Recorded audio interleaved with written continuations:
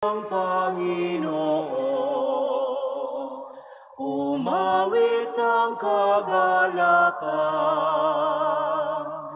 at tugtugin ang gitara, at ang kaaya-ayang lira. Ipanin niyo ang trumpeta sa ating pagkabagabag. Sa Diyos tayo'y tumawag, sa ating mga kaaway, tayo ay Kanyang iniligtas. Purihin ang Panginoon, umawit ng kagalakan, at tugtugin ang gitara, at ang kaaya-ayang lira. Ipanin niyo ang trumpeta. We gather in the name of the Father, and of the Son, and of the Holy Spirit. Amen. The Lord be with you. And with your spirit. My dear sisters and brothers, let us examine ourselves, ask God's pardon for our sins, for the Lord is merciful and compassionate. Lord Jesus, you raised the dead to life in the Spirit. Lord, have mercy. Lord, have mercy. Lord Jesus, you bring pardon and peace to the sinner. Christ, have mercy. Christ, have mercy. Lord Jesus, you bring light and hope to those in darkness. Lord, have mercy. Lord, have mercy. May Almighty God have mercy on us, forgive us our sins, and bring us to everlasting life. Amen. Let us pray.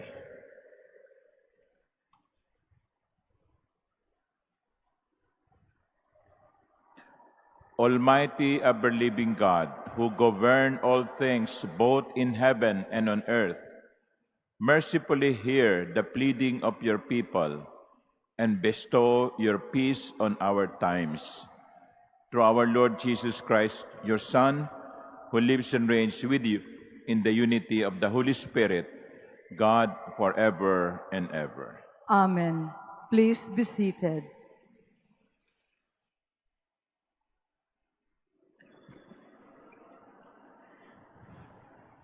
A reading from the letter to the Hebrews.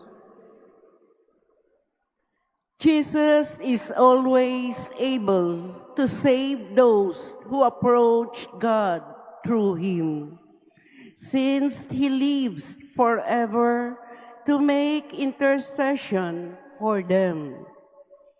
It was fitting that we should have such a high priest, holy, innocent, undefiled, separated from sinners, higher than the heavens. He has no need, as did the high priest, to offer sacrifice day after day, first for his own sins, and then for those of the people. He did that once for all when he offered himself. For the law appoints men subject to weakness to be high priests, but the word of the oath, which was taken after the law, appoints a son who has been made perfect forever. The main point of what has been said is this: we have such a high priest who has taken his seat at the right hand of the throne of the Majesty in heaven, a minister of the sanctuary and of the true tabernacle that the Lord not man set up. Now every high priest is appointed to offer gifts and sacrifices. Thus, the necessity for this one also to have something to offer. If then he were on earth, he would not be a priest, since there are those who offer gifts according to the law. They worship in a copy and shadow of the heavenly sanctuary, as Moses was warned when he was about to erect the tabernacle. For God says, "See that you make everything according to the pattern shown you on the mountain." Now he has obtained so much more excellent a ministry as he is mediator of a better covenant, enacted on better promises. The word of the Lord. Thanks be to God. Here am I, Lord, I come to do your will. Here am I, Lord. I come to do your will. Sacrifice or oblation you wish not, but ears open to obedience you gave me. Burnt offerings or sin offerings you sought not. Then said I, "Behold, I come." Here am I, Lord. I come to do your will. In the written scroll, it is prescribed for me to do your will, O my God, is my delight, and your law is within my heart. Here am I, Lord. I come to do your will. I announced your justice in the vast assembly. I did not restrain my lips, as you, O Lord, know. Here am I, Lord. I come to do your will. May all who seek you exalt and be glad in you, and may those who love your salvation say ever, "The Lord be glorified." Here am I, Lord. I come to do your will. Please stand.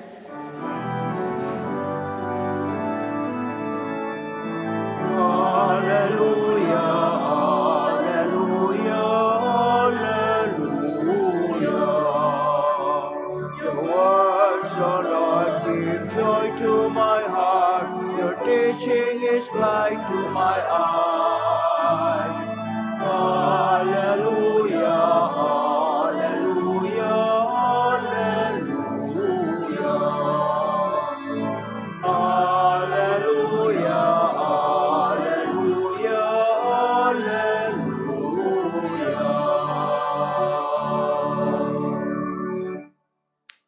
The Lord be with you. And with your A spirit. reading from the Holy Gospel according to Mark. Glory to you, O Lord. Jesus withdrew toward the sea with his disciples. A large number of people followed from Galilee and from Judea. Hearing what he was doing, a large number of people came to him also from Jerusalem, from Idumea, from beyond the Jordan, and from the neighborhood of Tyre and Sidon. He told his disciples to have a boat ready for him because of the crowd, so that they would not crush him. He had cured many, and as a result, those who had diseases were pressing upon him to touch him. And whenever unclean spirits saw him, they would fall down before him and shout, "You are the Son of God." He warned them sternly not to make him known. The Gospel of the Lord. Praise to you, Lord Jesus Christ. Please be seated. Good morning, my dear brothers and sisters. We have seen the picture of people, mostly male, trying to reach or touch the Nazareno. Last January 9, according to the rector of the Quiapo Church, there was about 8 million during the day and night who came to Quiapo and Luneta. 8 million devotees who wanted to touch and kiss the foot of the Nazareno. Yung dikit-dikit na mga tao, yung halos magkapalit-palit ng mukha, yung mga tao na ang pagnanais ay mahipo si Jesus. That image came to my mind when I was reading the Gospel last night. A large number of people followed Jesus from everywhere. Galilee, Judea, Idumea, Jordan, and so on and so forth. Jesus was immensely popular. Perhaps because Jesus is needed by people. People want to be cured.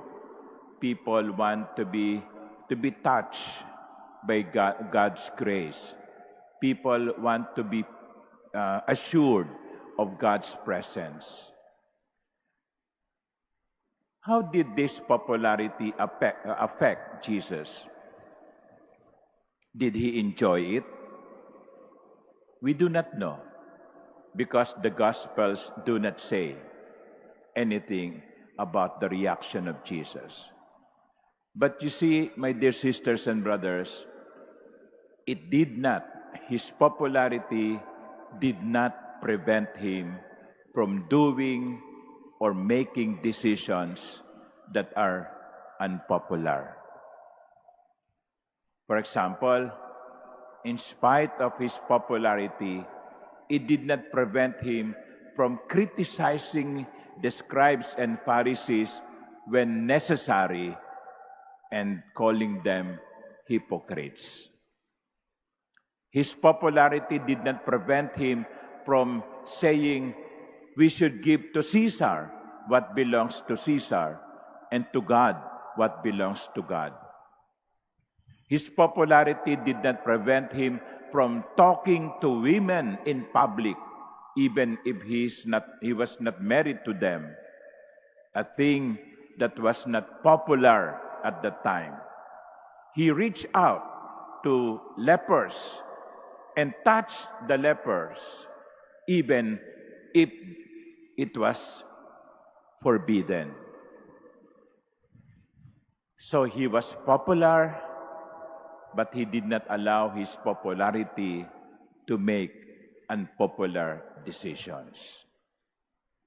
Because for him, what is important is to please God, not just to please people.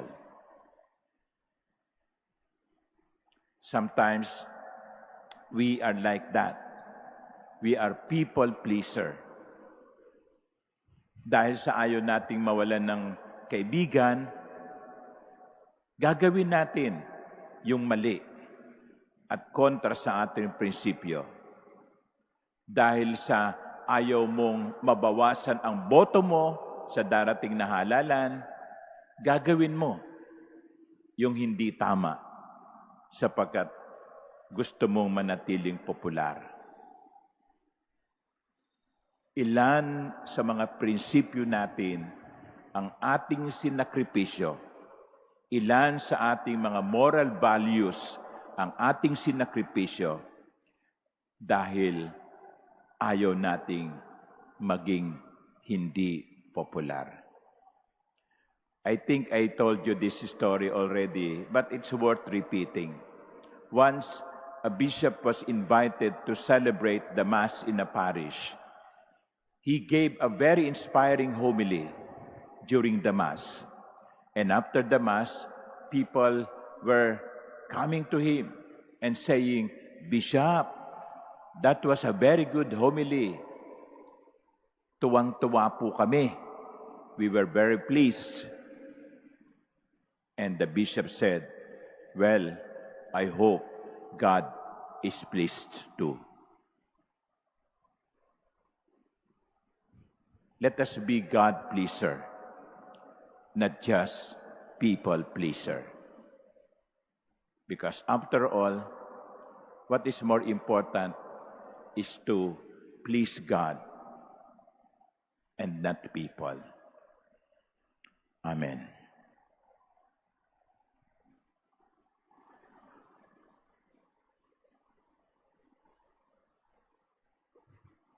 Please stand.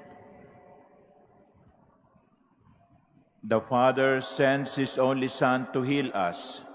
We are confident that He can heal the whole person, body, and soul.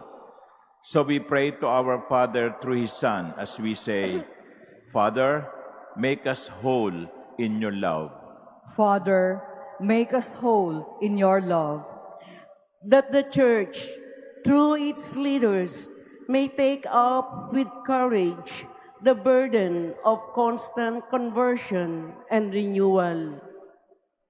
Let us pray to the Lord. Father, Make us whole in your love.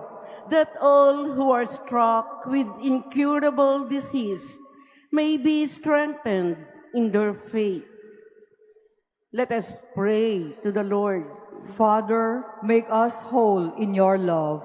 That we may never close our hearts to those in need, but consciously involve ourselves in Christ's work of healing and reconciling.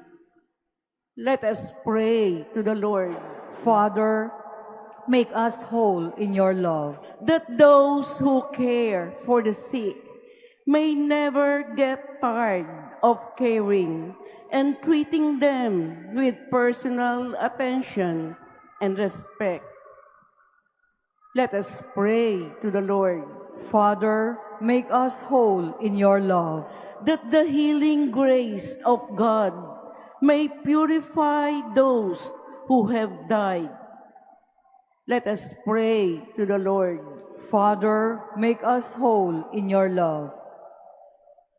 God of the living, help us to continue the work of Jesus, to bless and to heal, so that we can make His gospel truly good news to all.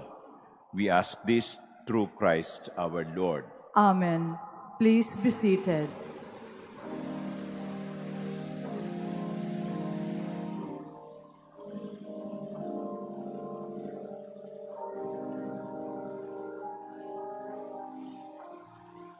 Blessed are you, Lord God of all creation. Through goodness we have this bread to offer, which earth has given and human hands have made. It will become for us the bread of life. Blessed be God forever.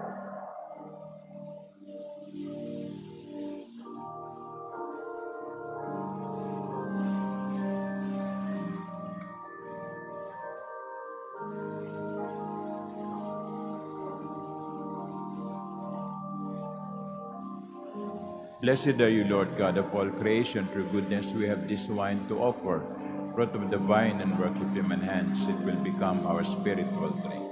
Blessed be God forever.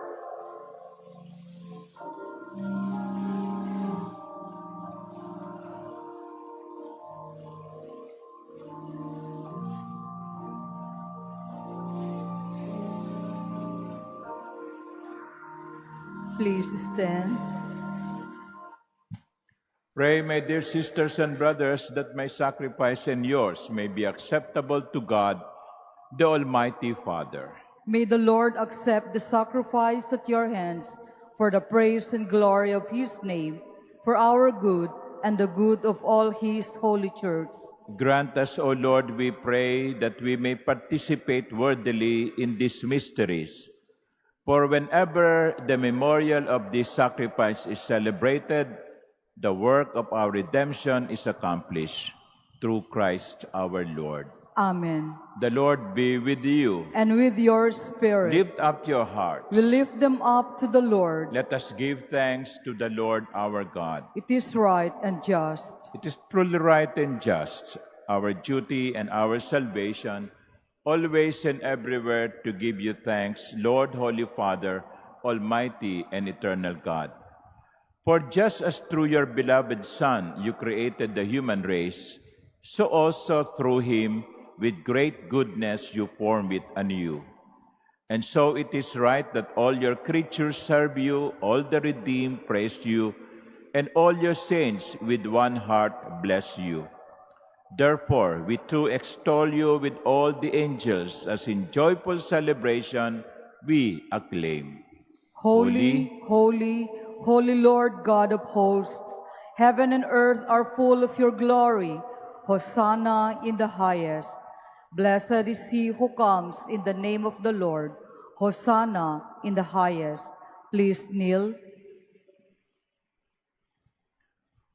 You are indeed holy, O Lord, the fount of all holiness. Make holy, therefore, these gifts, we pray, by sending down your Spirit upon them like the dewfall, so that they may become for us the body and blood of our Lord Jesus Christ. At the time he was betrayed and entered willingly into his passion, he took bread and, giving thanks, broke it and gave it to his disciples, saying, "Take this, all of you, and eat of it, for this is my body, which will be given up for you."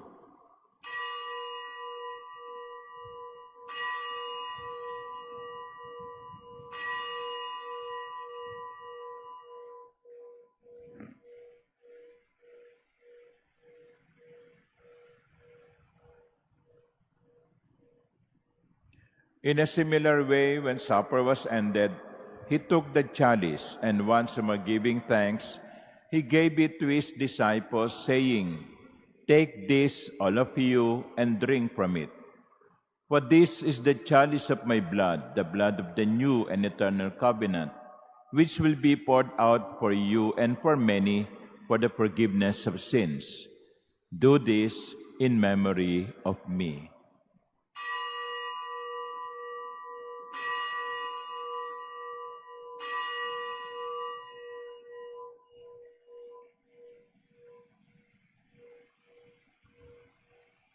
Please stand. The mystery of faith. We proclaim your death, O Lord, and profess your resurrection until you come again. Therefore, as we celebrate the memorial of his death and resurrection, we offer you, Lord, the bread of life and the chalice of salvation, giving thanks that you have held us worthy to be in your presence and minister to you.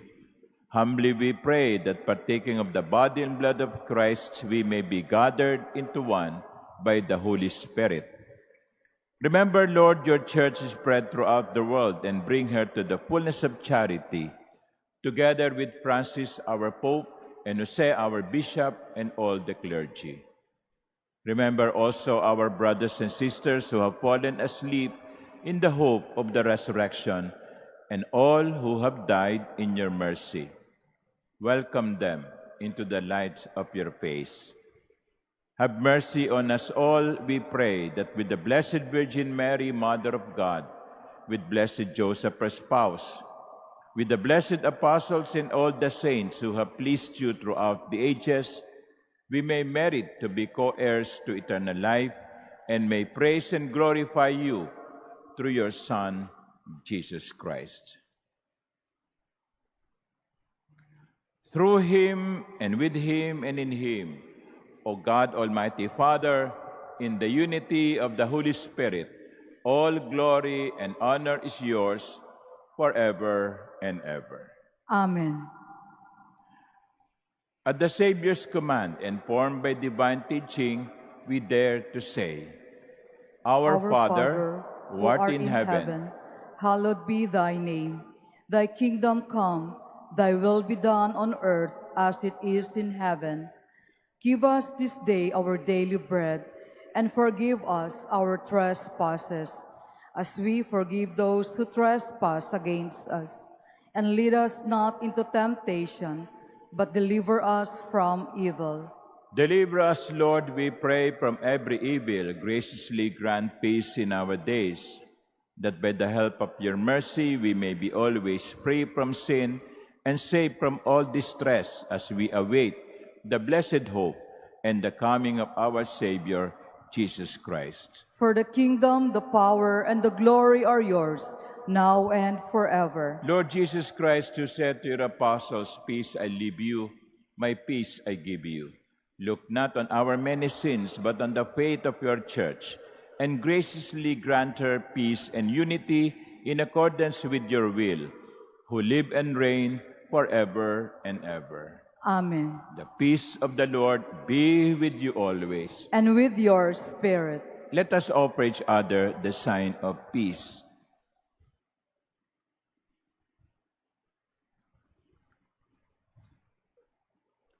Lamb of God, you take away the sins of the world, have mercy on us. Lamb of God, you take away the sins of the world, have mercy on us.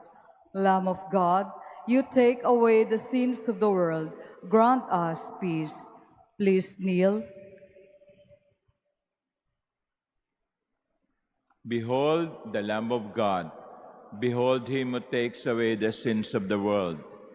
Blessed are those called to the supper of the Lamb.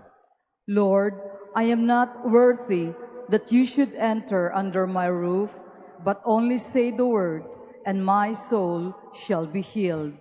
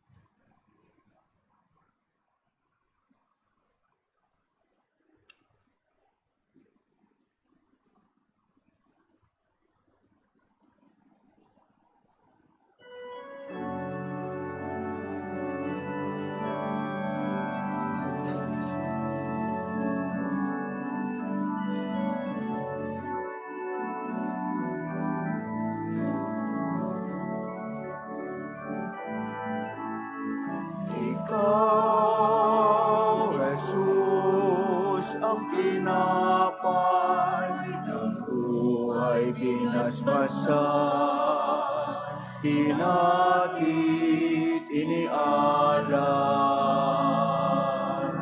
Buhay na ganap ang sa aming kaloob at pagsasalong walang hanggan. Basbasan ang buhay naming handog, naway matulad sa pag-aalay mo. Buhay na laanang lubos sa mundong sa pag-ibig ay kapos. Ikaw, Jesus, ang tinapay ng buhay binasbasan, hinatid, inialay. Buhay na ganap ang sa aming kaloob at pagsasalong walang hanggan.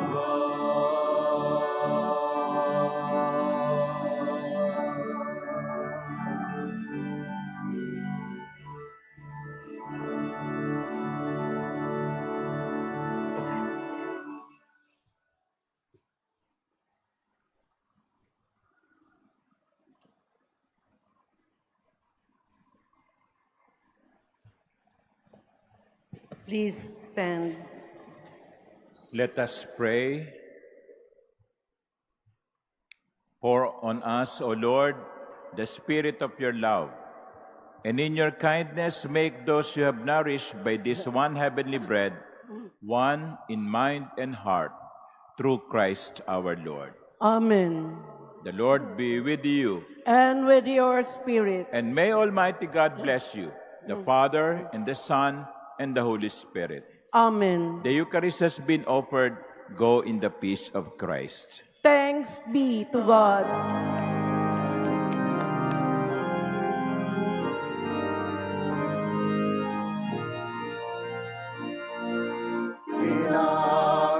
Pinagpalangili ka,